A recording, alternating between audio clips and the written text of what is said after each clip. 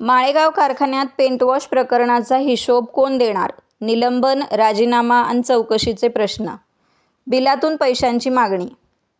माळेगाव सहकारी साखर कारखान्यात पेंट वॉश वाहतुकीच्या ठेकेदाराच्या बिलाच्या प्रक्रियेवरून खळबळ उडाली आहे. या प्रकरणात ठेकेदाराच्या बिलाशी संबंधित प्रक्रियेत पैशांची मागणी केल्याचा आरोप समोर आल्यानंतर लिपिक नाळे यांच्यावर निलंबनाची कारवाई करण्यात आली आहे.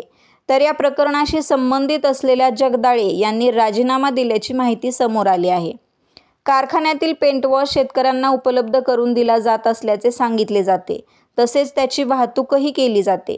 मात्र कारखान्यातून नेमका किती पेंट वॉश बाहेर गेला, शेतकऱ्यांना किती वितरित करण्यात आला आणि सध्या किती साठा उपलब्ध आहे याबाबतच्या नोंदी व प्रत्यक्ष साठा यांचा ताळमेळ तपासण्याची गरज निर्माण झाली आहे.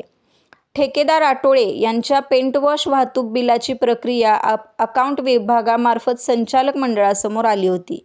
याच प्रक्रियेदरम्यान पैशाची मागणी झाल्याचा आरोप समोर आल्याने नाळे यांच्यावर कारवाई करण्यात आल्याचे सांगण्यात येत आहे. या घटनेनंतर संबंधित विभागातील जबाबदाऱ्या आणि बिलाची प्रक्रिया नेमकी कोणकोणत्या टप्प्यातून झाली याबाबतही प्रश्न उपस्थित झाले आहेत. पेंट वॉशचा साठा सील. प्रकरणाचे गांभीर्य लक्षात घेऊन कारखान्याच्या संचालक मंडळासह व्यवस्थापकीय संचालकांनी 15 ऑगस्टपूर्वी पेंट वॉशच्या संबंधित साठ्याची पाहणी करून तो सील केल्याची माहिती आहे. साठ्याची प्रत्यक्ष मोजणी, उपलब्ध नोंदी तसेच वाहतुकीशी संबंधित कागदपत्रांची पडताळणी करण्याच्या दृष्टीने ही कारवाई करण्यात आल्याचे सांगण्यात येते. मात्र पेंट वॉशच्या खरेदीपासून वितरण आणि वाहतुकीपर्यंतच्या संपूर्ण व्यवहाराचा ताळमेळ स्पष्ट होणार का, हा महत्त्वाचा प्रश्न आहे. प्रत्यक्ष साठा आणि कागदोपत्री नोंदी यामध्ये काही तफावत आढळते का, याकडे शेतकरी आणि कारखान्याच्या सभासदांचे लक्ष लागले आहे. बिल प्रकरणातून प्रश्नांची व्याप्ती वाढली. या प्रकरणात केवळ एका कर्मचाऱ्यावर झालेली कारवाई पुरेशी आहे का, असा प्रश्न उपस्थित होत आहे. बिल कोणाच्या शिफारसीने पुढे गेले, त्याची तपासणी कोणत्या अधिकाऱ्यांनी केली, वाहतूक किती झाली आणि त्याची नोंद कशी ठेवण्यात आली, याची सखोल चौकशी होण्याची गरज व्यक्त केली जात आहे. दरम्यान ठेकेदार आटोळे हे कारखान्यातील एका व्यवस्थापकासोबत व्यावसायिक भागीदारीत असल्याची चर्चा कारखाना परिसरात सुरू आहे. मात्र या चर्चेबाबत अधिकृतपणे कोणतीही पुष्टी झालेली नाही. उपमुख्यमंत्र्यांसमोरही विषय मांडल्याची माहिती.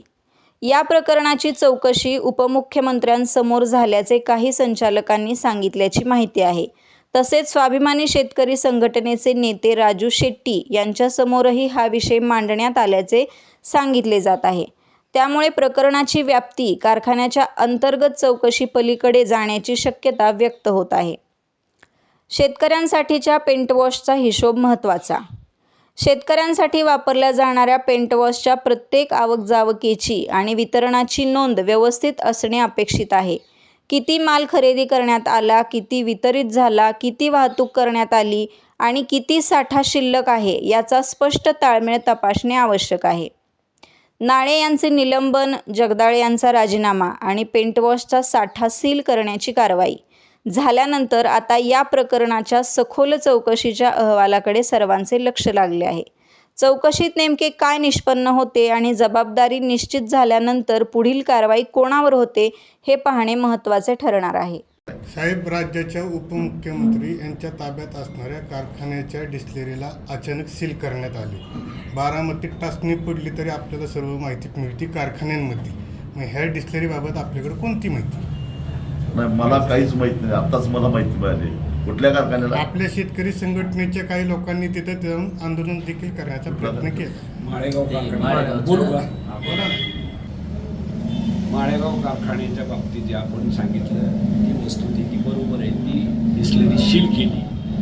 आपण जे प्रश्न विचारला की त्या ठिकाणी घोटाळा झाला, तिथं जी पेंट वॉश असते त्या डिस्टिलरीतलं निघणार ती जी वाहतूक केली जाते, त्या वाहतूक करत असताना ते जो वाहतूक करणारा जो कॉन्ट्रॅक्टर आहे, जो कोण आहे तिथं XYZ कोण आटोळे म्हणून आहे माझ्या माहितीप्रमाणे, त्याचं जे बिल थकलं होतं तो जो पेंट वॉश त्यातून काढून शेतकऱ्यांना दिला जातो आणि शेतकऱ्यांना तो पेंट वॉश किंवा इतर ठिकाणी जिथं त्यांना टाकायला सांगितलेला आहे तो वेस्टेज तो टाकत असताना त्याच्या ज्या खेपा वाढल्या जातात किंवा त्याचे जे पैसे कारखाना देतो, मग तो कारखाना देत असताना त्याचं वाढलेले नीट ऐका, त्याचं जो वाढलेलं ही जे पैशाची जी आहे तर त्या दोघांच्यात जो तिथला डिस्लरी मॅनेजर, तिथला क्लार्क नाळे म्हणून, मग ह्या दोघांच्या तिथं डीपी लिहून घेतली त्या नाण्याकडून त्या कॉन्ट्रॅक्टरनी.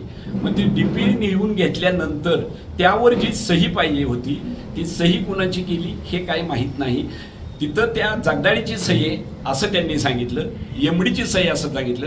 हे सगळं बिल ज्यावेळेस अकाउंटला आलं आणि अकाउंटला आल्यावर ज्यावेळेस चेक झालं, त्या अकाउंटला चेक असताना ते पुढं आलं. त्यानंतर त्या संचालकांनी माझ्या माहितीप्रमाणे चौकशी केली असता तो जो कोण तिथला अधिकारी त्यांनी पैसे मागितले असं संचालकांच्या पुढं त्या कॉन्ट्रॅक्टरनी सांगितलं. मग कॉन्ट्रॅक्टरनी तसं सांगितल्यानंतर त्या अधिकारी जे तुम्ही सांगताय ते जगदाळे अधिकारी आणि नाळे म्हणून ते जो ज्युनियर इंजिनियर तर दोघांनाही सस्पेंड केलं. मग त्या ठिकाणी काही गोंधळ अजून आत आहे का, अजून किती पेंट वॉश बाहेर गेले, वस्तुस्थिती काय आहे, आत जितकं आहे का बाहेर तितकं आहे का, त्यासाठी आमच्या माहितीप्रमाणे म्हणजे माझ्या माहिती मी घेतल्यानंतर माळेगाव कारखान्याचा एक सभासद म्हणून संचालक म्हणून नाही जे झालेलं तुमच्या आधी माझ्या कानावर आहे, तुम्ही विलास सज्जनना विचारलं, मला ते माहिती कळली. त्यानंतर 4 पत्रकारांनी मला विचारलं, परंतु मी जोपर्यंत माहिती घेत नाही तोपर्यंत मला ही जी वस्तुस्थिती माहिती तिथल्या अधिकाऱ्यांनी सांगितली की असं असं या ठिकाणी झालेलं आहे, त्यांनी सस्पेंड त्याला केलेलं आहे. त्यानंतर त्या अधिकाऱ्यांनी राजीनामा दिलेला आहे आणि एक तो नाळे म्हणून ज्युनियर इंजिनियर आहे त्याला फक्त सस्पेंड केलेलं आहे. आणि त्याच्यावर ते जे तुम्ही नाव घेतलं महाराष्ट्राच्या उपमुख्यमंत्री त्या ठिकाणी त्या मिटिंगला त्यांच्याकडे चौकशीसाठी गेलेले. वस्तुस्थिती आपण जसं मला विचारलं त्याप्रमाणेच मी सुद्धा एक सभासद म्हणून अतिशय जागरूकतेने त्याची माहिती घेत आहे. जेवढी काय माहिती कळत, जे काय चुकीचं आहे त्याला मी नेहमीप्रमाणे आवाज उठतो. ऐका ना, मग मी तेच सांगतोय त्यांनी जो ते केला त्या तिथल्या कॉन्ट्रॅक्टरचं म्हणणं असं आहे की या ठिकाणी जे मी पाहिलं त्याचा हा मला बिल देत नाही आणि मला बिल न दिल्यामुळं त्या तिथल्या बहीण आणि मग त्यातनं हे सगळं बाहेर निघणार आहे म्हणूनच त्या संचालकांनी ते सील केलं असं आम्हाला तिथला जो प्रारंभी ही एमडी तिथं हंगामी त्या एमडीने आम्हाला सांगितलं की तिची ती चौकशी होईल, तिथलं किती पॅन्ट वॉश बाहेर गेलं. म्हणजे तुम्ही विचारा त्यात 100% तथ्य संबंधित संचालकांनी एकच व्यक्ती सस्पेंड करून सर्व विषयावर पडदा टाकल्याचं बोललं जातं. सभासदांपर्यंत हा विषय इतक्या दिवस का जाऊन गेला नाही? 12 गेले 8 दिवस झाला हा सोशल मीडियावर सगळीकडे फिरत आहे. ह्याच्यामध्ये 1000 तुमच्यावर आहेत. आज तारीख 24 आहे. हे 12 तारखेला त्यांना कळलं. त्यांनी 13 का 14 तारखेला हे स्वातंत्र्य दिना म्हणजे 15 ऑगस्टच्या आधी हे सील केलं आणि नंतर हे जे चौकशी चालू आहे हे मला आपण माहितीप्रमाणे मला मी 17 तारखेला कळलं. 17 तारखेपासून मी पण माहिती घेतोय, पण मला जेवढी उपलब्ध माहिती तेवढी मी तुम्हाला देतो. ह्यात काही चुकीचं होणार नाही. पण जर ह्यात तथ्य असलं तर जो कोण त्यात गुंतलेले अधिकारी किंवा जे कोण असतील त्या सगळ्याला या ठिकाणी वाचा फोडली जाईल, त्यांच्यावर कठोर कारवाई करणार. त्यासाठी तुम्ही सुद्धा आम्हाला सहकार्य करणार आहे, त्यात दुमतच नाही. तुम्ही जे प्रश्न विचारलाय ना त्या ठिकाणी भरपूर चुकीचं चाललंय. पण ऐका, ह्या काही गोष्टी आहेत ती मी बोलूच शकत नाही, कारण का ज्या चुकीच्या चाललेल्या आहेत त्याला मला बोलून त्यांना आत्ताच कळून द्यायचं नाही. अण्णांच्या भाषेत ती ज्यावेळेस वेळ येईल त्यावेळेस सगळं ओपन होईल आणि काय चाललंय माझ्यापेक्षा तुम्हाला जास्त माहिती. याबाबत स्वाभिमानी शेतकरी संघटना आवाज उठवणार 100% कारण तुम्ही माहितीच दिली नाही त्यांना, आता त्यांना कळलं अजून ते साहेब तुम्हाला माहिती दिली नाही म्हणतात ते. आम्हाला मी रात्री उशिरा आलोय आणि आमची भेट सकाळी झाली. साहेब आंदोलन जे काय माझी सोशल एक मिनिट जे काय सोशल मीडियावर व्हायरल केले ते शेतकरी संघटनेच्याच कार्यकर्त्यांनी केले. मग तुमच्यापर्यंत शेतकरी माहित नाही, जरा थोडंसं वेगळं वाटतं. साहेबांना माहिती आहे. साहेब अकोल्याच्या दौऱ्यावर मी बोलतो. साहेब कंटिन्यू शक्तीपीठ महामार्ग आणि ज्या अकोल्याच्या त्या तिकडं सोयाबीनचं ज्या पिकाचे हमी भावाचा असेल किंवा ते पीक विम्याचं असेल त्या संदर्भात अकोला, मराठवाडा, विदर्भात दौरे होते. साहेबांचा माझा काल पण फोन नाही झाला. मी फोन केला, साहेब सभेत होते. साहेबांचे आता बरोबर PA साहेब आहेत स्वस्तिक पाटील साहेब, त्यांनी उचलला. साहेब रात्री 11:30 आले. आज सकाळी माझी साहेबांची 9:30 वाजता भेट झाली. शेतकरी संघटनेच्या ग्रुपवर पडलाय तो सोशल मीडियावर ग्रुप. पेंट वॉशची वाहतूक करताच येत नाही, ती जाळायलाच लागतं. म्हणजे कसं वाहतूक कारखाना करतोय मला माहित नाही. आणि परवानगीशिवाय एक्साईज खात्याच्या पेंट वॉश बाहेर काढताच येत नाही. कसं काढले माहिती.